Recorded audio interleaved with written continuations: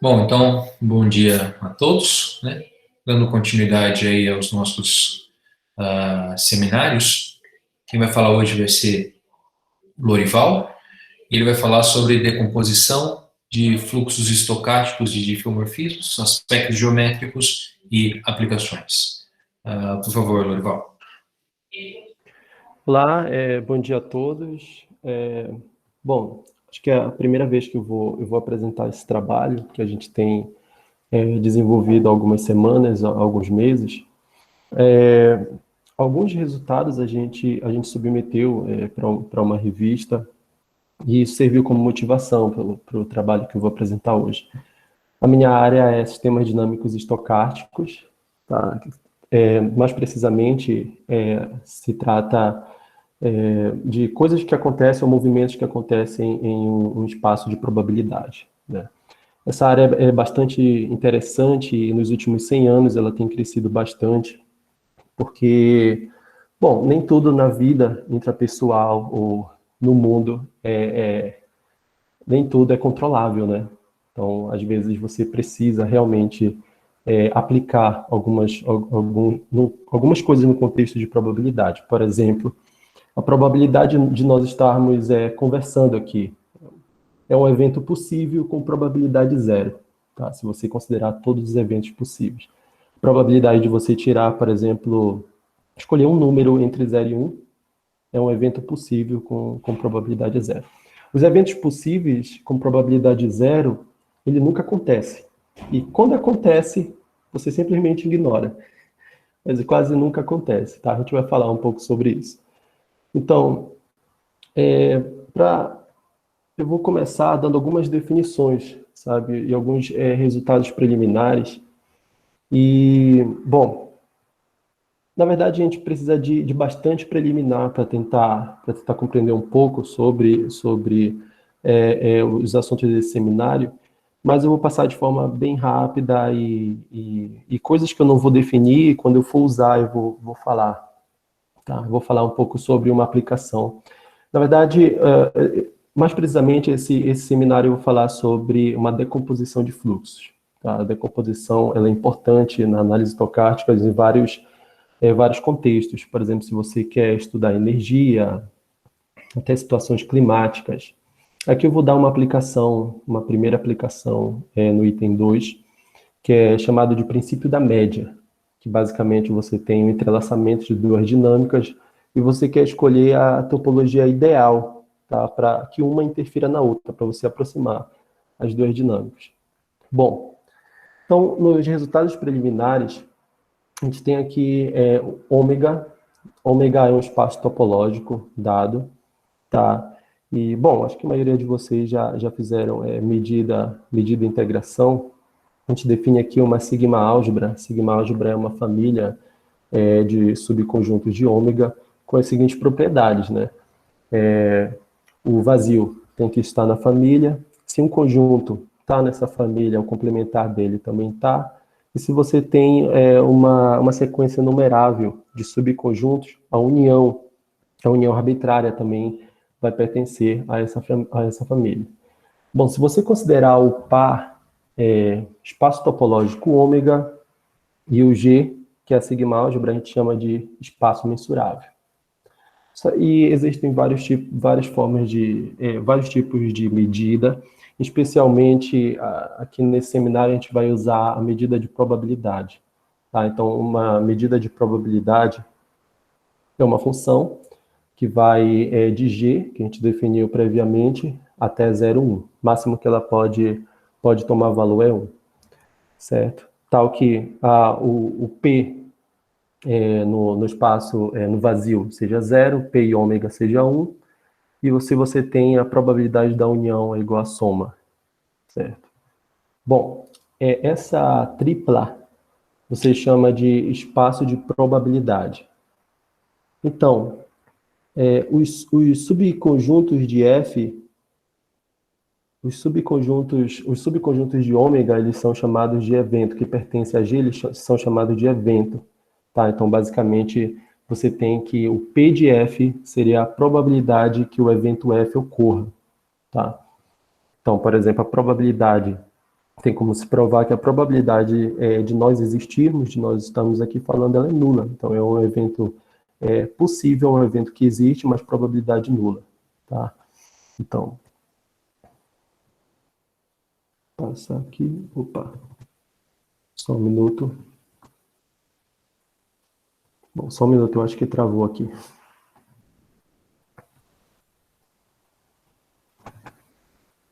Tá, eu acho que foi. Ok. Então, uma função x que vai de um espaço de probabilidade até o Rn, ela é chamada de G-mensurável, certo? G é a sigma álgebra, se ela satisfaz essa 3 aqui, certo? Ou seja, ômega é um espaço, um elemento do espaço de probabilidade, tá? Então, a cada valor de ômega, quando eu avaliar essa função, ela tem que pertencer a esse conjunto U, sendo esse conjunto U um aberto do Rn, mas precisamente pode ser aquele espaço dos borelianos. Tá? Então, se isso acontecer, a gente diz que x ele é G-mensurável. Então, assim a gente define uma variável aleatória, certo? Então, toda variável aleatória, ou seja, uma função desse tipo G-mensurável, ele define uma medida de probabilidade Rn, certo? Essa medida é chamada de medida de distribuição ou medida induzida pela variável x, tá? Então, ela é definida dessa forma. Mid x, você faz a pré-imagem, imagem inversa, certo? Que vai dar alguma coisa na sigma álgebra, e você aplica a probabilidade, tá? Bom, com isso a gente define o que a gente chama de esperança. A esperança, se esse número aqui ele existir, ele é chamado de esperança. Também é uma variável aleatória, certo? Toma valores nos reais, tá? Nem sempre essa variável, essas variáveis aleatórias, elas vão tomar valores no Rn, tá? Mas, em geral, a gente chama o Rn, ou qualquer espaço que ela toma valores de espaço de estados, tá? Onde ocorre, onde elas ocorrem, tá? Então, voltando aqui, tá. Uma outra coisa também, eu não defini aqui, mas a variância de uma variável aleatória, ela pode ser definida como o segundo momento aqui. Ele tem que existir o segundo momento dessa integral, então ela é definida como a esperança de x, se x é variável aleatória, ao quadrado, menos o quadrado da esperança de x. Tá? Mais adiante a gente vai definir o que a gente chama de movimento browniano, certo? Esse movimento browniano, ele tem a esperança zero, então você define a variância apenas como o segundo momento aqui da esperança. Então, dois subconjuntos de G, eles são chamados de independentes se você faz a união, a interseção deles, que seria a interseção. A interseção, você tem que é o produto das probabilidades. Mais especificamente, se você tem uma coleção de conjuntos independentes, eles são independentes se você faz a união em geral e a probabilidade da união é o produto das probabilidades. Tá? E aí, quando a gente já tem definido essas coisas básicas, a gente tem a definição de processo estocástico. Então, o processo estocástico ele é uma coleção de variáveis aleatórias, as quais são parametrizadas pelo tempo t. Bom, nem sempre são contínuos, né? Você pode parametrizar aqui por n, pode ser discreto. Tem vários tipos de processos estocásticos. Você tem movimentos brownianos, que vamos definir mais adiante. Você tem processos de Lévy. Processos de Lévy são processos estocásticos que eles não são contínuos, né? Eles são Cadillac. Mais precisamente, existe um limite à esquerda, e eles são contínuos à direita. Então, pode ocorrer saltos na trajetória deles. Tá? Então, aqui, esses processos, essas famílias de processos xt, lembrando que são variáveis aleatórias, então, para cada t, eles vão de ômega ao Rn, ou ao R, certo? Ao Rn, nesse caso. Se você congela o ômega e você varia o t, você tem o que a gente chama de trajetórias. Faz uma trajetória no espaço. Ok. Então, uma variável aleatória x, ela é dita gaussiana ou normal, certo? Ou uma distribuição gaussiana ou normal de de média mi e variância sigma ao quadrado, se sua probabilidade de densidade, aquela probabilidade induzida que eu defini previamente, ela pode ser dada dessa forma aqui. Tá? Então, mais precisamente, a gente tem aqui o que a gente vai chamar de movimento browniano. Então, o movimento browniano, a gente vai considerar que ele vai assumir valores no R, certo? Então, a gente tem um movimento browniano unidimensional, e ele vai ser também uma coleção de variáveis aleatórias, é um processo estocástico, tal que se você tem aqui essa coleção de tempos, então a diferença, quando você aplica ele na diferença, ela vai ser independente, certo? Se ST maior ou igual a zero, então essa variável aleatória definida por B de S mais T menos B de S, ela também tem uma distribuição gaussiana, ou seja, quando você aplica a função de distribuição, ela vai dar exatamente isso daqui, só que a média vai ser zero e a variância vai ser T. Além disso, com probabilidade 1, você tem que as trajetórias delas elas são contínuas. Lembrando, no movimento browniano você tem trajetória contínua, mas não diferenciável. Você tem como você provar que o movimento browniano não é diferenciável. Ok. Bom, para finalizar essa parte de estatística, a gente tem aqui a integral de Stratonovich. Então, X é um processo estocástico contínuo e F é um processo adaptado. O que significa ser adaptado? Ele é mensurável com relação a essa sigma álgebra. Essa sigma álgebra é a menor sigma álgebra formada pelo X de T, certo? Menor sigma álgebra do domínio de X de T para todo T. Tá? Então, para todo T significa que o F de T ele é mensurável com relação a sigma álgebra. Quando isso acontece, a gente diz que ele é um processo adaptado. Tá? Então, a integral de Stratonovich ela é definida como esse limite em probabilidade, ou seja, a probabilidade desse limite existir é 1 e ele é igual a essa integral aqui. Tá? Ok. Bom, se alguém tem alguma pergunta, alguma consideração, pode me interromper em qualquer momento. Tá. Então, bom, agora a gente vai falar de foliação. Parece ser coisas completamente diferentes, mas depois a gente vai tentar juntar as duas e mostrar uma aplicação do que é feito na dinâmica estocástica.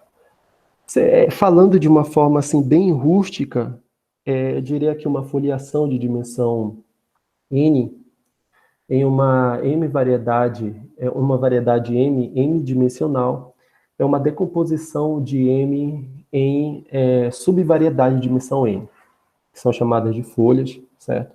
Localmente, quando você olha, pode ser considerada como o Rm decomposto em Rn cartesiano Rm-n, tá? Tal que a segunda componente ela seja constante, tá? A segunda coordenada.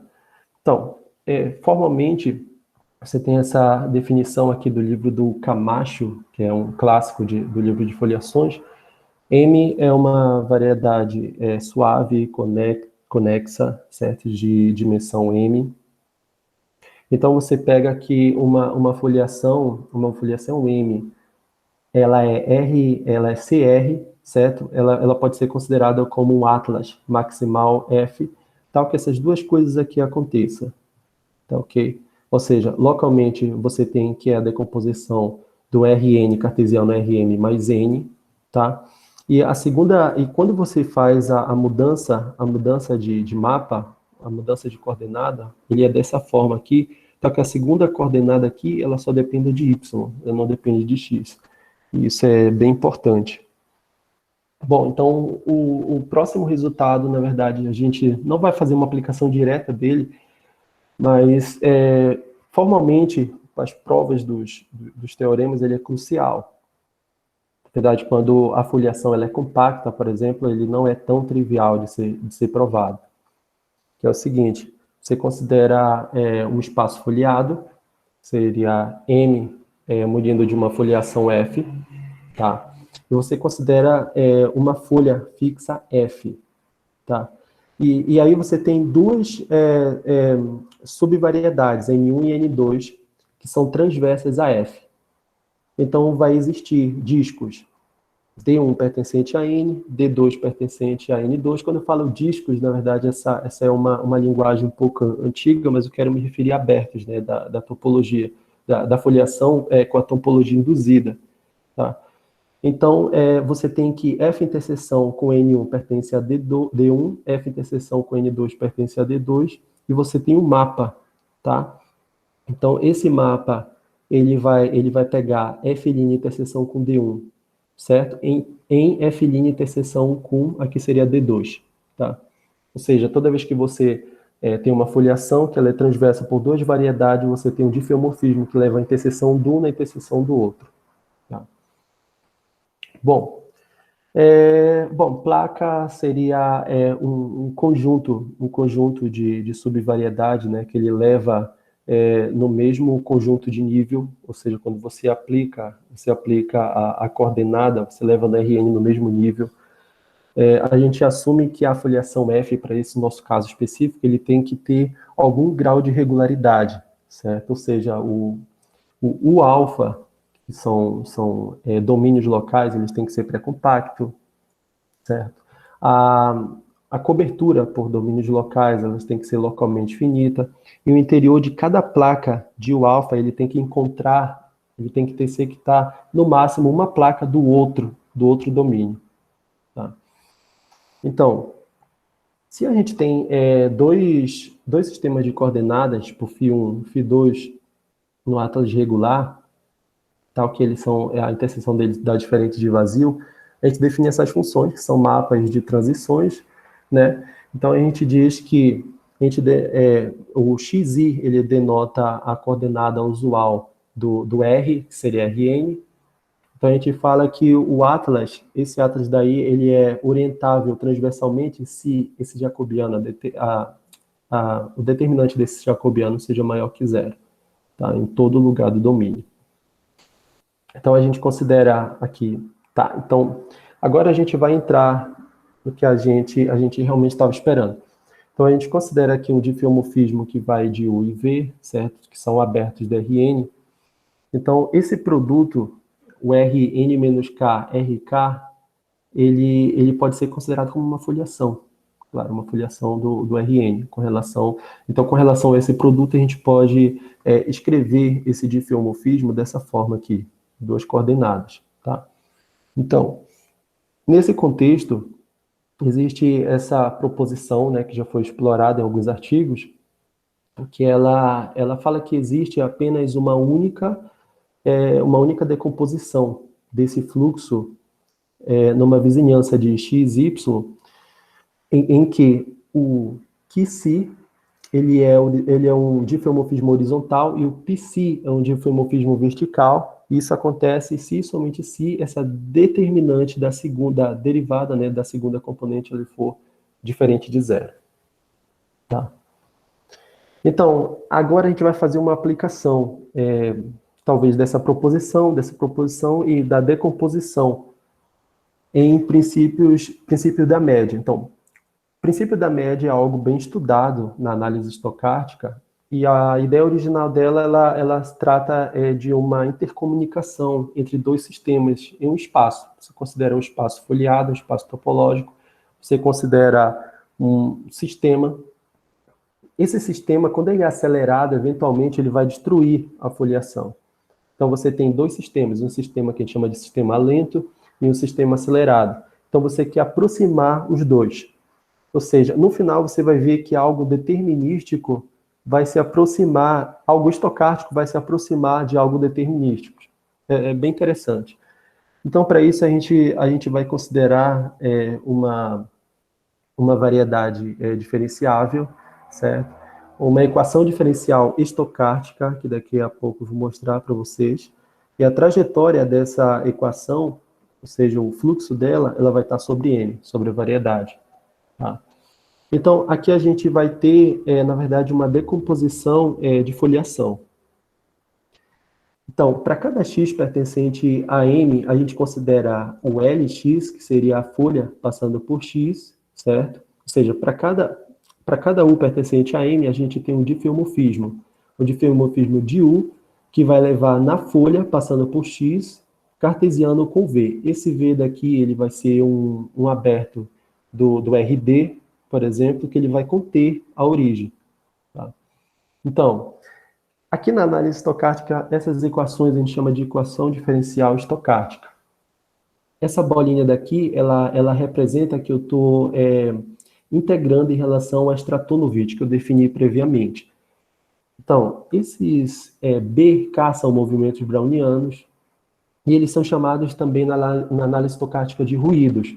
E nem sempre são movimentos brownianos, você pode trocar isso por outros processos estocásticos. Tá? Aqui é algo determinístico, então você tem uma parte determinística, uma parte estocástica. XK são campos de vetores suaves, tá? E, ok. Então, dada essa equação diferencial estocástica, eu quero acrescentar a ela uma perturbação. Essa perturbação ela vai ser exatamente esse εk, tá? À medida que o epsilon vai tendendo a zero, a perturbação ela vai ser maior, certo? Por quê? Porque o tempo aqui ele vai estar também perturbado, o tempo das trajetórias da equação. Então, para a solução dessa equação aqui, eu tenho o yt perturbado por epsilon e aqui eu tenho o xt. Então, qual é o problema? O problema é exatamente encontrar uma topologia ideal para aproximar essas duas soluções. Perfeito. Então, o espaço tangente às folhas a gente chama de TP-LP, tá? Que a gente vai chamar de espaço horizontal. Então, dada uma condição inicial x0 em M e U, um espaço limitado de M, certo? Então, o L de x0, dado L de x0, sempre vai existir um diffeomorfismo que vai de U, certo? Um domínio limitado, até L de x0 cartesiano V. Foi isso que a gente falou anteriormente. Então, se você fixar esse diffeomorfismo φ, o espaço V ele vai ser chamado de espaço vertical. E é exatamente nesse espaço vertical que vai acontecer o resultado principal dessa aplicação. Tá. Então, para acontecer isso, você tem que criar um sistema de coordenadas. Então, você pega o diffeomorfismo, esse diffeomorfismo φ, na verdade, ele vai em R, ele vai em U, V, tá? Esse U, lembrando, esse U ele pertence à folha, que passa por x0, e esse V pertence ao espaço vertical. Perfeito. Para isso, a gente vai ter que definir uma função que a gente vai chamar de função média. Ela vai dar a média, tá, de cada uma das suas funções que estão no espaço vertical, que seria o espaço V. Tá? Então, essa função, ela G, para cada função G pequena, você tem a G grande, e essa G grande ela vai pegar um V que está no seu espaço vertical e vai fazer a integral em relação ao espaço LP. Lembrando, esse espaço LP seria a folha passando por P, certo? Da G em relação a uma medida. Essa medida daqui é uma medida invariante ergódica. E tem um teorema de um russo, esqueci o nome, bem complicado. Ele garante a existência dessa medida nas folhas, essa medida invariante. Tá? Então, quando a gente trata de processo estocástico, cada processo estocástico ele tem uma taxa de convergência diferente. Então, para o caso de movimentos brownianos, se eu não me engano, seria 1 sobre raiz de t, a taxa de convergência dele.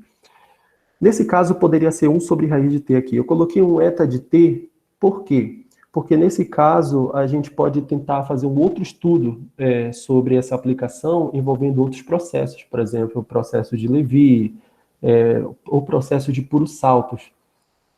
Mas eu não sei, na verdade, a taxa de convergência deles, e não sei se é tão fácil determinar assim. Então, eu chamei um eta de t, eu sei que sempre existe uma taxa de convergência, e a gente vai trabalhar com isso. Então, o eta de t, na verdade, ele tem que ser uma função real, não negativa, e ela decresce para zero asintoticamente. Tá? Então, aqui a gente tem o teorema da própria propriedade lá da análise ergódica. A gente tem que nas folhas, a média no tempo, ela vai se aproximar na média no espaço que a gente definiu antes por meio dessa função eta de t.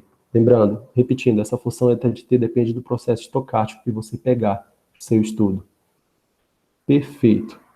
Bom, o Q de G, ele vai ter algum tipo de regularidade também com relação a V, que a gente vai falar mais adiante. Então, a gente tem essa hipótese, a hipótese H. Então, G é uma das funções que são dadas pelas coordenadas verticais, vetor K, que são os vetores perturbados, lembra que é a equação que eu perturbei adiante. E essa G, ela pertence exatamente a esse conjunto aqui. O espaço vertical V, certo? Π é a projeção da minha foliação no espaço vertical V, e aqui é apenas a derivada da projeção do espaço perturbado por K, tá? Então, a gente assume também, nessa hipótese, a gente assume que o Q de G, ele tem que ser uma função de Lipschitz. Alguns trabalhos feitos, eles não assumem que ela é Lipschitz. Bom, eu não sei como eles fazem, e deve ser uma coisa bem incrível mesmo, porque não sei como sai essa função que não for Lipschitz. Bom, então a gente tem aqui, a gente vai considerar uma V de T como sendo uma solução de uma EDO. Não coloquei determinística, mas a gente já sabe, uma EDO determinística não é nada estocástico, que ela é dada dessa forma aqui. Perfeito. Com essa condição inicial. Tá? Então, o T0 vai ser o tempo em que essa solução dessa EDO, ela bate na limitação de V. Tá? Então, a gente tem esse teorema aqui, o teorema principal, teorema 4. Então, ele fala que, assumindo a hipótese acima, a gente tem que, para todo t entre 0 e t0, esse t0 daqui a gente pode chamar de tempo de parada do processo. A gente pega beta entre 0,5, alfa entre 0 e 1, e p entre 2 e infinito. Tá? Então, a gente sabe que existe, esse teorema garante a existência de funções C1 e C2, tal que isso daqui acontece. E esse daqui que é o teorema principal. Então, o teorema principal dessa aplicação. O que é que a gente pode ver? Isso daqui é o mínimo dos tempos. Entre tal, esse tal daqui é o tempo que o meu processo dispara e o tempo que ele vai alcançar a limitante do meu conjunto, do meu aberto, certo? Então, aqui o y, epsilon, ele é o processo perturbado. Então, com essa taxa de convergência aqui, eu tenho que o meu processo que está perturbado, o meu processo da minha dinâmica, ele vai assumir o comportamento dessa EDO determinística. Tá? Então, isso é muito interessante porque é algo estocástico, algo que você não tem um controle, você consegue, sobre algumas condições, obter, na verdade, que essa coisa que você não tem um controle, ela vai se aproximar sintoticamente de algo controlável. Tá? Ok. Bom, tá, essa foi a aplicação. Vou ver quanto tempo eu tenho aqui. Tá. Ok. Bom, aí a gente tem que ver que essas decomposições, elas nem sempre ocorrem. Tá? Você tem um fluxo estocástico e esse fluxo ele pode explodir a qualquer momento. E aí que a gente tem algumas definições para aumentar o tempo de vida desses fluxos, digamos assim. Então, aqui nessa sessão, a gente vai estudar a decomposição de fluxo estocástico em cascata, ou seja, uma decomposição desse tipo, vertical, horizontal. Aqui, o φ, o psi de y, ele é puramente vertical, e o psi de i é puramente horizontal. Tá? Então, para isso, a gente define esse conjunto de pontos. Então, uma coisa, numa variedade, existem alguns pontos que você não pode alcançar. Você sai de um ponto x0, por exemplo, uma condição inicial, você não pode alcançar o φ de x0. Às vezes eu vou mostrar um exemplo disso. Então, o K, Attainable Points, ele é o conjunto de pontos alcançáveis da variedade M. E ele é definido dessa seguinte forma aqui. O H e o V de T são foliações, tá? Aqui você pode ver como a folha de V passando por X, certo? Então, o H e o V, eles são foliações que elas são complementares, tá? E são regulares. Então, eu acho que já passou a definição, mas um atlas birregular, ele é o M, minha variedade M, composta por essas duas foliações aqui, o H e o V. Acho que travou de novo.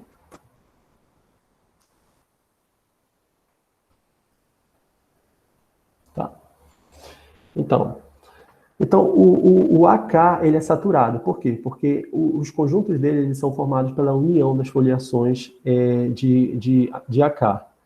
Então, daqui a gente tira que o AK, na verdade, ele sempre vai ser aberto. Bom, isso, na verdade, deu um problema. A gente pensou que isso seria óbvio, mas não é. Esse foi o primeiro fracasso, né? A gente pensou que ele seria aberto, fizemos as contas e depois vimos que isso não é tão óbvio de se provar, tá? Existem alguns casos também que o pseudofilmorfismo, ele pode comutar.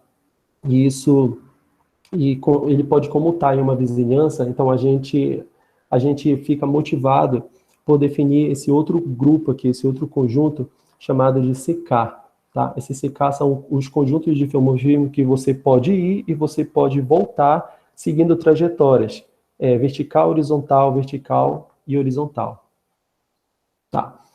Enfim, a gente sabe que quando a gente tem, por exemplo, difeomorfismos cíclicos, a gente vai ficar, em algumas variedades, a gente vai ficar decompondo, como vertical, horizontal, infinitamente. Então, a gente precisa parar de decompor em algum ponto, certo? Porque a gente pode voltar para o espaço onde a gente estava previamente. Então, a gente define esse índice de atenabilidade, que ele vai ser igual ao mínimo de K pertencentes naturais, tal que o AK, ou seja, aquele conjunto de foliações, ele vai ser igual à variedade M. Tá? Então, em outras palavras, o índice de atenabilidade ele é um número minimal de composições por foliações verticais e horizontais que você pode adquirir partindo de um ponto dado na variedade. Tá? Bom, essa daqui é a proposição, você tem um Atlas birregular, então os pontos de atenabilidade, os conjuntos de pontos de atenabilidade, eles são abertos. Tem como provar que o AK é aberto, tanto como o CK, definido previamente, ele também é aberto. Bom, isso daqui a gente sabe que é verdade, tá? A gente está trabalhando para ter uma prova muito mais clara. Ainda estamos trabalhando. Bom, então, algumas coisas a gente pode tirar daí. Pontos muito próximos, eles têm o mesmo índice, o mesmo ponto de atenabilidade, eles têm o mesmo índice de atenabilidade também, e a gente pode construir essa cadeia aqui de pontos. Que no final aqui você tem o A elevado ao IA, o A elevado ao índice de atenabilidade, que vai ser a própria variedade. Um exemplo disso é, por exemplo, se você pegar o M igual a R quadrado menos 2, você junta. E o H, na verdade, vão ser os eixos, certo? Menos a origem, claro. E união com essas curvas aqui. O V vai ser a rotação das folhas de H a 45 graus. Então, você tem essa imagem aqui, tá? Então, aqui você tem eixo Y, eixo X. Se eu partir de um ponto aqui nessas assíntotas, na verdade, aqui seria a reta x igual a y, x igual a menos y. Se eu partir, por exemplo, do ponto 1, 1, aqui, apenas com duas composições, se as curvas mais finas forem a minha curva vertical e as grossas forem a horizontal, apenas com duas composições verticais e horizontais eu não posso sair desse primeiro quadrante aqui. Desse quadrante aqui, acima da reta x igual a menos y. Certo? Por quê? Porque eu vou pegar horizontal, vertical, acabou o meu número de composição. Horizontal, vertical, certo? Então, pode acontecer duas coisas. O meu processo, quando ele é disparado nessa região aqui, ele tem duas decomposições, quando chegar muito aqui próximo da reta, ele vai explodir, ou eu posso dar mais duas chances de decomposição para ele. Então, com 4 decomposições, eu teria horizontal, vertical, horizontal, vertical. Horizontal, vertical, horizontal, vertical. E assim por diante. Agora, com 4 decomposição, eu posso andar todos os pontos dessa variedade. Certo? 4 decomposição equivale a índice de atenabilidade 2, porque eu estou fazendo duas composição de 4 folhas. Tá? Foliações. Bom, aqui eu tenho uma proposição 3, M é uma variedade compacta, então para cada ponto X de M e K, as naturais, eu tenho que se o AK de X for igual ao CK, ou seja, O conjunto dos pontos atingíveis vai ser o conjunto dos pontos coatingíveis, então a minha variedade M vai ser igual a K de X.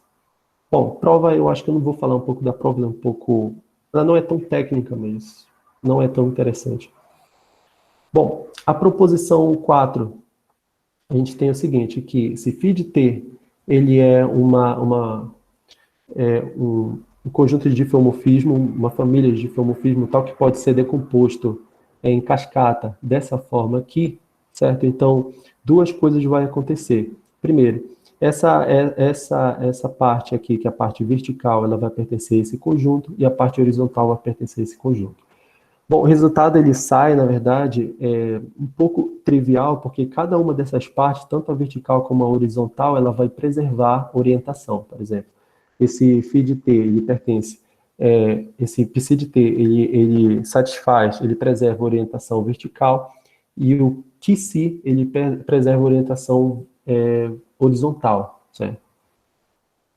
Perfeito. Bom, aqui a gente tem o teorema, que até agora seria um dos teoremas mais fortes dessa seção, que uma família de difeomorfismo M, ele depende, não necessariamente estocástico, se ele depende continuamente de T, com essa condição inicial.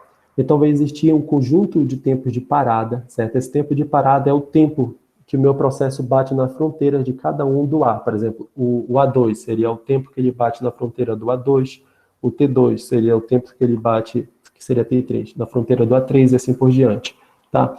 Então, vai existir esse conjunto de tempos de parada, tal que se φ restrita esse tempo preserva a orientação das folhas, se e somente se ela pode ser decomposta em cascata dessa forma aqui, certo? Bom, eu fiz aqui uma ideia da prova, mas eu acho que a mesma ideia da prova ficou um pouco grande.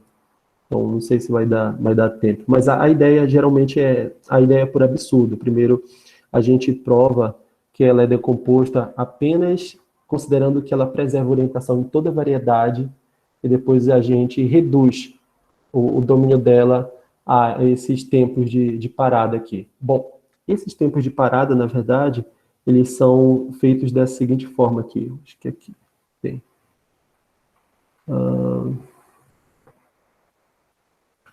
Olha, ela preserva a orientação transversal, então isso daqui é verdade, pela proposição anterior que eu mostrei. E os tempos de parada, eles podem ser definidos dessa forma aqui, ó. TI, ele pertence a um tempo inicial e pertence ao ômega. Esse ômega pertence ao espaço de probabilidade, tá? Então ele vai ser o máximo, seria o ínfimo aqui, seria o ínfimo de T, tal que o difeomorfismo, ele pertence a um AI, certo? Que são os conjuntos de atenabilidade. Aqui, propriedade do cociclo para fluxos. Esse ômega daqui é chamado de operador de mudança. À medida que você passa de um intervalo para outro da reta real, você não tem o domínio. Então, você tem o domínio sobre o ponto inicial que você pegou no seu ômega, que é o espaço de probabilidade. Então, você pode mudar de um para o outro através desse operador mudança, o shift operator, que a gente chama. Bom, corolário, se você preserva a orientação transversal nesse conjunto aqui, seria o AI, AI menos I, AI menos 1, para ir saindo de 1 até o índice de atenabilidade, certo? Então, você pode ter uma decomposição em cascata em N menos uma componente, tá? Para ter a partir desse stop time tal zero, que foi definido previamente, tá? Bom, o corolário 2 ele é interessante, porque o corolário 10, na verdade, ele saiu de um paper que a gente estava tentando generalizar, e ele aparece aqui como um corolário do nosso teorema. Se o índice de atenabilidade ele é igual a 1 para todo ponto pertencente à variedade, então você tem uma decomposição global. Você tem uma decomposição global do fluxo em horizontal e vertical. Bom, a gente pode também fazer uma outra aplicação agora, que seria essa decomposição em cascata, mas no grupo de difeomorfismo, grupo de Lie. Então, você considera M a variedade, grupo de difeomorfismo, seria esse dif-M, tá? Você assume aqui a existência de duas distribuições, distribuição horizontal, distribuição vertical, dado pelas Grassmannianas, seria o fibrado Grassmanniano, certo? Em relação a M. Então, a gente tem que elas são distribuições complementares, ou seja, isso daqui acontece, tá? E aí você considera uma equação diferencial estocástica. Bom, esse W aqui seria um processo de Wiener, ou movimento browniano, também unidimensional. Ele está em Rm, mas cada entrada dele daqui seria um movimento browniano, tá? Então, isso daqui, essa equação diferencial estocástica, ela vai me dar uma outra equação diferencial estocástica no grupo de difeomorfismo, que seria essa equação 19 aqui. Esse Rφ estrela seria a translação à direita, certo? Dos elementos do grupo. Uma outra coisa. Bom, tem um livro, o livro do Omori, um livro clássico de grupos de dimensão infinita, e lá ele mostra que é um espaço metrizável, é uma coisa bem complicada. Eu sou apenas um usuário. Então, ele mostra também que equações desse tipo aqui, ela possui solução. Se x, y, ou seja, o campo de vetores forem suaves. Bom, eu acredito nele, eu não vou entrar muito nesse mérito. Eu acredito que ele prova que é metrizável, você tem uma métrica, você tem uma topologia, e eu apenas necessito disso para trabalhar nesse grupo. Tá? Uma outra coisa também, tem também algumas discordâncias a respeito desse conjunto daqui, que são os difeomorfismos que vai aqui das seções até N, que é dado pelo closure desses elementos aqui formado pelo campo de vetores. Bom, tem gente que fala que isso daqui não pode existir porque não é limitado, ou é limitado. Tem gente que fala que você pode ir para qualquer ponto desses apenas em 2 ou 3 translações. E cada livros assim incríveis, eles falam coisas diferentes. Bom, a gente não precisa disso aqui, eu só coloquei mesmo para comentar. E isso daí seria uma outra tese de doutorado, mais umas 2, 3 teses. São coisas extremamente sensíveis que a gente tem que ter extremamente cuidado para falar sobre isso. Ok. Então, a gente considera um fluxo estocástico desse conjunto aqui de difeomorfismo, que vai do tangente de M a M, certo? E a gente fala o seguinte, que elas são complementares, transversalmente complementares, se isso daqui acontece. Tá? Perfeito. Bom, finalmente a gente tem o teorema, a aplicação do teorema anterior. Se considera uma solução da equação 19. A equação 19 é a equação no grupo de difeomorfismo. Bom, esse conjunto daqui, a notação ficou horrível, mas eu só coloquei o H e V para mostrar que é um atlas birregular, ou seja, é o M composto dessas duas foliações. Tá? Então, se φ ele satisfaz a hipótese do corolário 9, que seria que ele preserva a orientação transversal parcialmente, tá? Para todo T até o tempo de parada. Então, existe uma sequência de tempos de parada, tal que φ de T é decomposto localmente em cascata dessa forma aqui. Então, a aplicação do teorema, ela se dá de forma bem rápida. Então, se ele satisfaz a hipótese do teorema 9, do corolário 9, a gente pode aplicar o teorema 8, teorema anterior, certo? Para garantir a existência desses tempos de paradas aqui, tá? E a gente pode criar esses conjuntos aqui, o conjunto de difeomorfismo formado pelo AX até pelo A12. Isso daqui não é grupo, tá? Esse diff de AX não é grupo porque você pode aumentar o tempo e você pode passar fazendo composições de um para o outro tranquilamente, tá? Então, todos os difeomorfismos, eles são decompostos quando você está muito próximo da identidade. Então, para um T realmente pequeno, você vai estar no diff de AX, tá? Então, você tem que, φ de T, ele é decomposto. Então, você pega o TI como sendo o tempo de parada determinado pelo esse inf. O ínfimo de T menor que tal é o tempo que vai explodir, que você não vai mais conseguir fazer nada, mas para um tempo menor que tal que o seu fluxo ele pertence ao AI, você consegue fazer a decomposição nesse diff de AI, porque ele preserva a orientação na variedade. Tá? Então, Novamente, o resultado, ela segue da propriedade do cociclo, e essa propriedade daqui você pode fazer tanto para fluxos estocásticos como para fluxos determinísticos, tá? E aí acaba. Bom, aqui a gente tem esse paper, é o paper do professor Paulo, que eles fazem aquele princípio da média para espaços foliados, tá? A gente tem esse paper daqui que é incrível, o paper da professora Chumeli, que ela faz também o princípio, uma aplicação disso de decomposição para... Ela faz para fibradas principais, em geral. A gente tem esse pré-print nosso que a gente fez para tempo que tem processo estocástico que tem uma dependência no tempo, né? Dependência no passado. Tá? E é isso. Muito obrigado. Obrigado, Lorival. Vamos agradecer ao Lorival pela apresentação. Obrigado.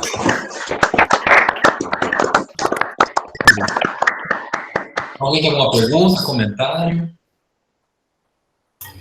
Ô, Lorival, eu queria que você comentou sobre...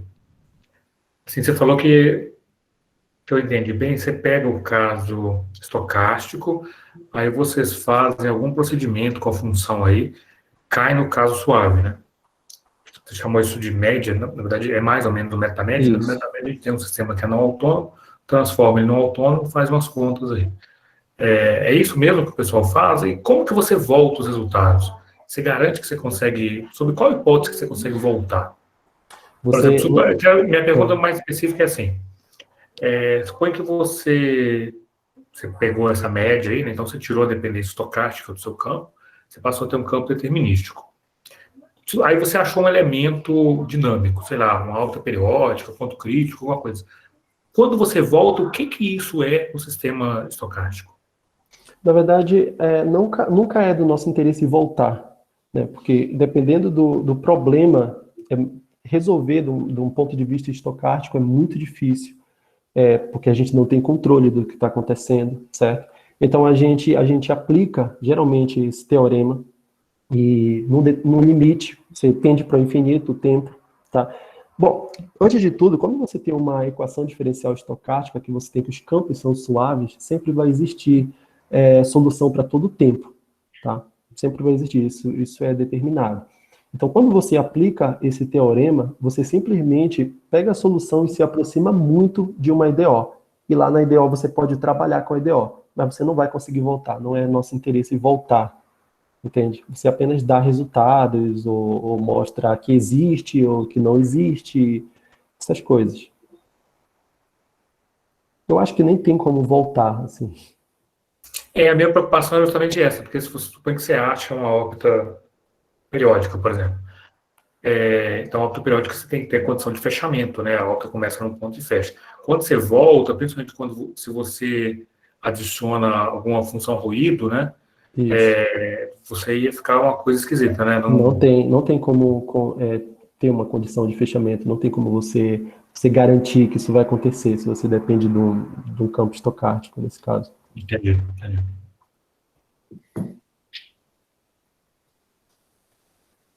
Mais alguma pergunta, comentário? Ô Lorival, quando você estava introduzindo aí as integrais e fundamentando as coisas, você introduziu a integral de Stratonovich, né? Isso.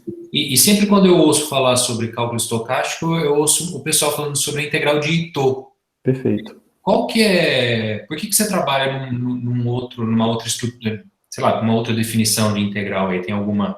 Excelente pergunta. Na verdade é o seguinte, a integral de Ito, ela pode ser passada da integral de Ito para a integral de Stratonovich, elas são equivalentes.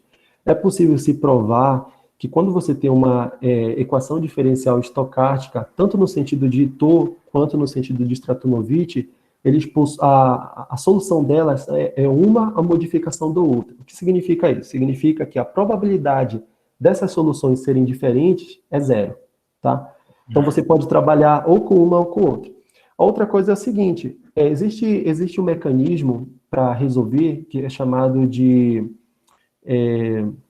equação de Ito, tá? Equação de Ito ela é muito usada e a gente usou também. Só que a equação de Tor, no sentido de integral de Tor, ele dá uma conta gigantesca. E no sentido de Stratonovich, você consegue reduzir isso, tá? Então, no sentido de Stratonovich, existe uma variante chamada de equação de Tor-Wentzel, que você consegue trabalhar de forma bem reduzida, com menos cálculo e com o mesmo resultado, a mesma solução.